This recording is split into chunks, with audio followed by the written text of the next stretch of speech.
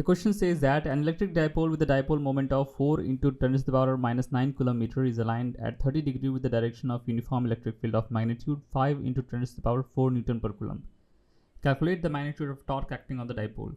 So the question talks about interaction of an electric dipole in an uniform electric field.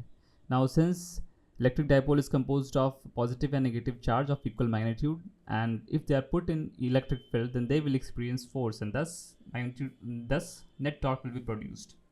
So this is the pictorial representation of this question. In the thin blue line from left to right, we see that uniform electric field is there of magnitude 5 into 10 to the power 4 Newton per coulomb. And this diagram that we see, that is of the electric dipole.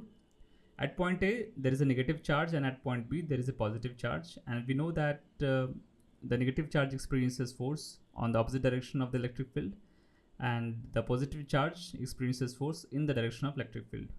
Now, taking component perpendicular to the electric dipole axis, we will get EQ sine 30 degree on both the sides for both the charge.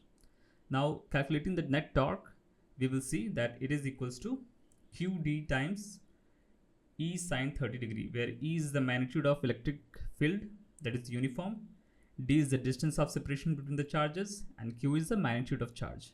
So this is going to be the magnitude of torque, which can be represented by P E sine theta, where P is the electric dipole moment. Now QD represents the electric dipole moment, so we can write torque as P E sine theta. Now, using the values that has been given in the question, we get the torque of 10 raised to the power minus 4 Newton meter acting on the electric dipole presented in the uniform electric field. Thank you.